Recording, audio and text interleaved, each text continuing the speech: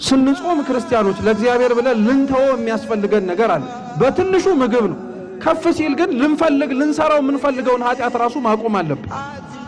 ለዛ ነው ብዙዎቻችን የራሳችንን ጾም ስንመዝነው በጊዜ ተገድቦ በጊዜ የሚያልቅ ይሆንብንና ጾሙ ከዓመት ዓመት ሲመጣ ልምድ ሆኖብን ከመጾም ባለፈ በዛ ጾም ውስጥ የተጠቀምነውን ጥቅም አናውቀው።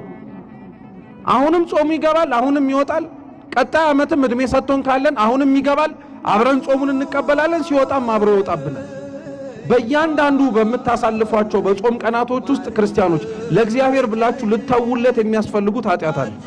ወደድንም ጠላንም ይሄ ነው። መንግስተ ሰማያት እንደዚሁ በቀላሉ የምንገባበት ቦታ አይደለም። ብንችል መጋደል ያስፈልገናል። መጋደል ተጋድሎ ህይወት ባይኖረን እንኳን በጥቂቱ ለእግዚአብሔር በጽድቅ መታመን መቻል አለብን። የተውነውን ቁርስ የተውነውን ምሳ ለነዳያን በመስጠት ሂደት ውስጥ ከመጾም ባለፈ ምጽዋት በመስጠትም ገንዘብ አድርገን በረከት መያዝ አለብን። ይሄንን ነው ክርስቲያኖች ጾምን ጾም የሚያስብለው።